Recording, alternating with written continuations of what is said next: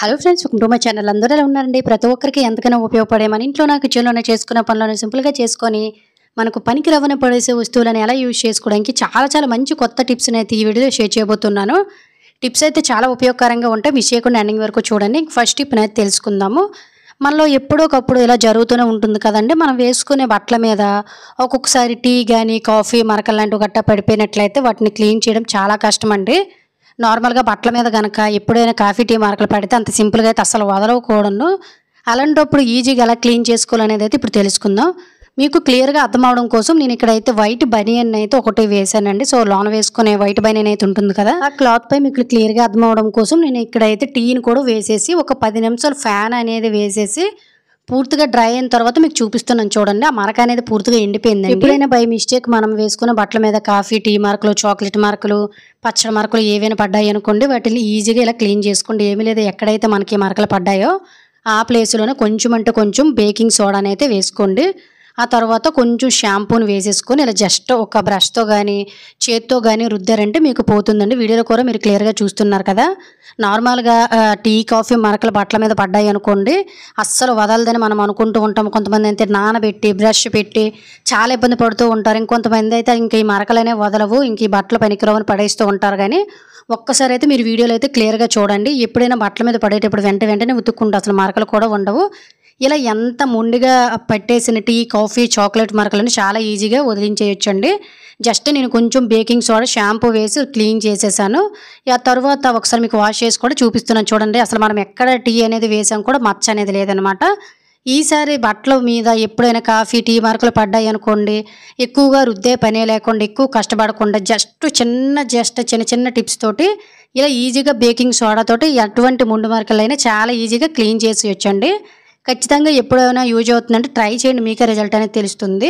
ఇంకా second tip అనేది తెలుసుకుందాం. మనలో చాలామందికి స్కిన్ ఎలర్జీస్ అనేవి వచ్చేస్తూ ఉంటాయి కదండి. తామర కానీ గజ్జి కానీ ఇలా దురదలు లాంటివి గట్టా వచ్చేసేటప్పుడు చాలా ఇబ్బంది పడుతూ ఉంటారండి. ముఖ్యంగా చిన్నపిల్లలు తరచూ ఎక్కువగా వచ్చేస్తుంది.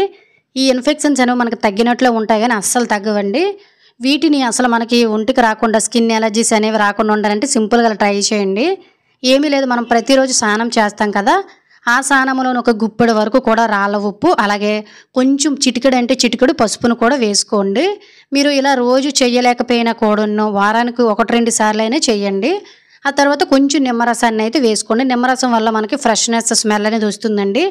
రాళ్ళ ఉప్పు వల్ల మనకి ఏంటంటే సాల్ట్ వల్ల ఎటువంటి ఇన్ఫెక్షన్స్ ఉన్న ఫంగల్స్ లాంటివి ఉన్నా కూడాను పోతాయి అనమాట. గజ్జి తామర ఇవన్నీ కూడా ఏవి రాకుండా ఉంటాయండి. కొంతమంది చూడండి, ఎప్పుడైనా దురదలు లాంటివి గట్ట వచ్చేటప్పుడు తామర లాంటివి గట్ట ఉన్న ఉప్పు వాటర్ పెడుతూ ఉంటారు, లేదంటే సముద్రంలో స్నానం చేస్తే తగ్గుతూ ఉంటాయి అంటారు కదండి. ఇలా కొంచెం మీరు స్నానం చేసే దాంట్లో రాళ్ళ ఉప్పు పసుపు కొంచెం నిమ్మరసం వేసేసుకొని స్నానం చేసి చూడండి. దురదలు ఎలర్జీస్ అనేవి ఏవి రావు. అలాగే ఒంటికి దిష్టి దోషాలు ఏమున్నా కూడా చక్కగా పోతాయని పెద్దవారు చెప్తూ ఉంటారండి. ఇలా స్కిన్ ఇన్ఫెక్షన్స్ ఎవరైతే ఉన్నారో వాళ్ళు రెగ్యులర్గా ట్రై చేయండి, మీకే రిజల్ట్ అనేది తెలుస్తుంది. ఇంకా మూడో టిప్ అనేది తెలుసుకుందాము. మన ఇంట్లోనూ వాడలేని లేదంటే ఓల్డ్ అయిపోయినవి గట్టను గ్యాస్ కట్టర్స్ ఉంటే ఇంకెందుకు పనికిరావని పడేస్తూ ఉంటాం కదండి. వీటిలో కిచెన్లోన యూజ్ అయ్యే ఒక మంచి టిప్ అయితే ఈ వీడియోలో షేర్ చేయబోతున్నాను. నా దగ్గర అయితే ఒక కుక్కరు గ్యాస్ కట్టర్ పాడైపోయిందండి. దీనికి వీడియోలో చూపిస్తున్న విధంగా ఒక హెయిర్ బ్యాండ్ అనేది తీసుకొని జస్ట్ ఇలా మనం లాగామంటే మనకి నాట్ అనేది పడిపోతుంటే ముడి పడిపోతుంది అనమాట. దీన్ని తీసుకుని వెళ్ళి మీకు ఎక్కడ కావాలంటే అక్కడ చక్కగా హ్యాంగ్ చేసుకోవచ్చు. అలాగే ఫ్రెండ్స్, ఇంకో చిన్న రిక్వెస్ట్, ఇంకా మీరు ఎవరైనా మన ఛానల్ సబ్స్క్రైబ్ చేసుకోలేకపోతే ప్లీజ్ సబ్స్క్రైబ్ చేసుకొని పక్కన బెల్ ఐకాన్ ఆల్ యాక్టివేట్ చేసుకోండి. అలాగే వీడియో కనుక నచ్చినట్లయితే ప్లీజ్ ఒక లైక్ చేసి ఇటువంటి యూజువల్ టిప్స్ని మీ ఫ్రెండ్స్ అండ్ ఫ్యామిలీకి షేర్ చేయడం అయితే మర్చిపోకండి. ఇలా ఎక్కడైనా మీరు హ్యాంగ్ చేసుకున్నారనుకోండి, కిచెన్లో మాటికి మనం చేతులు అనేవి కడుగుతూ ఉంటాం కదా, తుడుచుకోవడానికి మనం ఇక్కడ ఒక టవల్ పెట్టుకున్నట్లు ఉంటుందండి. హ్యాపీగా మనం ఇలా టవల్ హ్యాంగ్ చేసుకోవడానికి కూడాను ఇటువంటి గ్యాస్ కట్టర్ని వాడవచ్చు అనమాట. ఇలా మీకు ఇంట్లోనే ఎక్కడ కావాలంటే అక్కడ సింక్ దగ్గర బాత్రూంలోనే ఇలా పెట్టుకున్నారనుకోండి చాలా యూజ్ఫుల్గా ఉంటుంది. ఇలా పడేసే వాటితో చాలా యూజెస్ అయితే ఉంటాయి. ఖచ్చితంగా ట్రై చేయండి. ఇంకా 4వ టిప్ అనేది తెలుసుకుందాం. ప్రతి ఒక్కరము కూడా మొబైల్స్ అనేవి వాడుతూనే ఉంటాం కాబట్టి మొబైల్స్కి ఛార్జింగ్ అనేది రోజుకి 1-2 సార్లు పెడుతూ ఉంటాం. ఆ చేతితోటి ఈ చేతితోటి పట్టుకోవడం వల్ల ఆ ఛార్జింగ్స్ అనేవి నల్లగా మురికి పట్టేస్తూ ఉంటాయండి. వీటిని చాలామంది క్లీన్ చేయరు. బట్ ఇలా మురికి గట్ట పట్టేసింది అనుకోండి చాలా త్వరగా కూడా పాడైపోతూ ఉంటాయి బీట్ల గట్ట ఇచ్చేసి.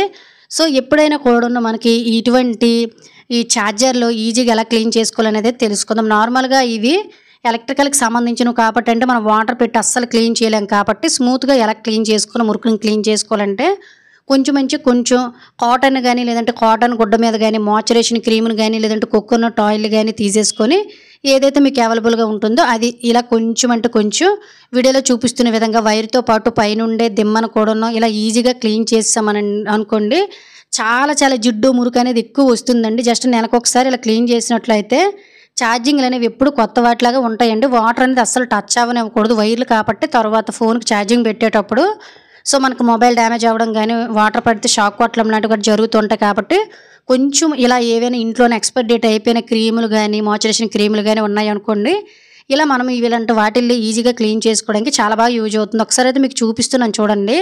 ఎంత మురికొచ్చిందో. ఇంతకుముందు జంగైతే పట్టేసింది. ఇలా తుడిచేసిన తర్వాత ఒక క్లాత్ తోటి నీట్‌గా నొక్కిబెట్టి తుడిచేసామనుకోండి, చార్జర్ అనేది చాలా కొత్త దానిలా ఉంటుంది. నీట్‌గా కూడా ఉంటుంది. ఒకసారి అయితే మీకు చూపిస్తున్నాను చూడండి. ఇంతకుముందు చాలా జిడ్డు అనేది పట్టేసింది. ఇప్పుడు కొత్త దానిలాగా అయిపోయింది. ఖచ్చితంగా ఒకసారి ఇంట్లోనే ఉండే చార్జర్స్ అన్నీ ఇలా క్లీన్ చేయండి. చాలా యూజ్‌ఫుల్‌గా ఉంటుంది. ఇంకా 5వ టిప్‌నైతే తెలుసుకుందాము. ఈ టిప్ కూడా ప్రతి ఒక్కరికి చాలా యూజ్‌ఫుల్‌గా ఉంటుంది. మనం బాత్రూమ్‌ని ఎంత శుభ్రంగా ఉంచుకున్నా, ఎంత నీట్‌గా ఉంచుకున్నా ఏదో రకమైన బ్యాడ్ స్మెల్ అనేది వచ్చేసి బాత్రూమ్ అనేది 1, 2 రోజులకే కంపు స్మెల్ అలా వచ్చేస్తుంది కదండీ వాష్ చేయకపోయినట్లయితే. ఇలా స్మెల్ అనేది రాకుండా బాత్రూమ్ అనేది మాటికి రుద్ది క్లీన్ చేసే పనే లేకుండా మనం వాడిన ప్రతిసారి మంచి సువాసన రావాలంటే సింపుల్‌గా ఇలా ట్రై చేయండి. ఏమీ లేదు, మనం స్నానం చేసేసిన తరువాత చిన్న సోప్ పీసులనేవి మిగిలిపోతే ఎందుకు పనికిరావని పడేస్తూ ఉంటాం కదండీ. సో ఈ చిన్న సోప్ ముక్కలనేవి మనకి చాలా బాగా యూజ్ అవుతాయండి. వీటిని ఇప్పుడు ఎలా వాడుకోవాలనేది అయితే తెలుసుకుందాం. దీనికోసం నేను ఇక్కడైతే మాస్క్ అయితే ఒకటి తీసుకొని పైన వీడియోలో చూపిస్తున్న విధంగా ఒక దగ్గర అయితే కట్ చేసేసానండి. ఇలా కట్ చేస్తే మనకు ఒక పాకెట్లా వస్తుంది. ఇలా మనం బట్టలు ఉతుక్కునే సోపులు కూడా చిన్న ముక్కలనేవి ఊడిపోతుంటాయి కదండి, వాటిని కూడా యూజ్ చేసుకోవచ్చు. సో మనం ఒళ్ళు తోముకునే సోప్ అయితే కొంచెం మంచి స్మెల్ వస్తుంది కాబట్టి సో నేను అది వేశాను. ఆ తర్వాత బాత్రూమ్ అనేది జంగు పట్టకుండా ఒక్కోసారి బాత్రూంలో కూడా స్ట్రక్ అవుతుంటుంది కదండి, వాటర్ అనేది స్పీడ్‌గా వెళ్ళదు. అలాంటప్పుడు కూడా మనకి బాత్రూమ్ అనేది ఆటోమేటిక్‌గా క్లీన్ అయిపోయి బ్యాక్టీరియా అనేది లేకుండా స్ట్రక్ అవ్వకుండా ఉండాలంటే కొంచెము బేకింగ్ పౌడర్‌ని అయితే వేసుకోండి. బేకింగ్ పౌడర్ ఆర్ బేకింగ్ సోడాని ఏదైనా వేసుకోవచ్చండి. మనకు బ్యాక్టీరియా అనేది చేరనివ్వదనమాట. ఆ తర్వాత ముందు మనం మాస్క్ కట్ చేసిన థ్రెడ్ అనేది ఉంది కదా, దానితోటి ఈ విధంగా కట్ చేసేసుకోవాలన్నమాట. మళ్ళీ చాలామంది బాత్రూమ్ మంచి స్మెల్ రావడం కోసం ఒడినాల్ లాంటివి గట్రా పెడుతూ ఉంటారు. అలాగే రెగ్యులర్‌గా హార్పిక్ లాంటి వాటికి కడుగుతూ ఉంటారండి. హార్పిక్ అనేది చాలా ఎక్కువ కెమికల్స్ ఉంటుంది కాబట్టి బాత్రూమ్‌ని ఇలా ఈజీగా న్యాచురల్‌గా మనకు పనికిరాని వాటితోటి శుభ్రంగా ఉంచుకోవచ్చండి. ఇలా మనం తయారు చేసుకున్న పాకెట్ అనేది మనకి సబ్బు అనేది ఖచ్చితంగా ఎక్కువ వేసామనుకోండి 4, 5 రోజుల వరకు కూడా ఉంటుందన్నమాట. తీసుకుని వెళ్ళి మనం బాత్రూమ్ వాడేసిన తర్వాత బ్రష్ చేస్తాం కదా, బ్యాక్ సైడ్ ఫ్రెషర్. సో దాంట్లోనే పెట్టేసుకోండి. ఒక మూలని హ్యాంగ్ చేసుకున్నట్లయితే బాత్రూమ్ వాడిన ప్రతిసారి మనం బాత్రూమ్‌ని ఈ విధంగా వాటర్ స్ప్రే చేసేసరికి బాత్రూమ్ అంతా కూడా ఆటోమేటిక్‌గా సోపు, బేకింగ్ పౌడర్ వేసాం కాబట్టి క్లీన్ చేసేసుకుంటుంది. మనం సోప్ అనేది వేసాం కాబట్టి బాత్రూమ్ వాడిన ప్రతిసారి మంచి స్మెల్ వచ్చి బ్యాడ్ స్మెల్ రాకుండా బాత్రూమ్ అనేది ప్రతిరోజు కడుక్కోకుండా ఆటోమేటిక్‌గా క్లీన్ అయిపోతుందన్నమాట. దీనికోసం రకరకాల ఫ్రెషనర్లు వాడవలసిన అవసరం లేదు. అలాగని రోజు కడగవలసిన అవసరం లేదు. ఒడినల్ లాంటివి గట్రా వాడవలసిన అవసరం లేదు. ఇలా పనికిరాని వాటితోటే మన టైంతో పాటు మనీని కూడా సేవ్ చేసుకోవచ్చు. సో ఇది ఫ్రెండ్స్ ఈరోజు వీడియోలో అయితే టిప్స్ అన్ని మీకు యూజ్ అయ్యాయి అనుకుంటున్నాను. టిప్స్ కనుక యూజ్ అయినట్లయితే please like, share, subscribe my channel. Thank you for watching. By.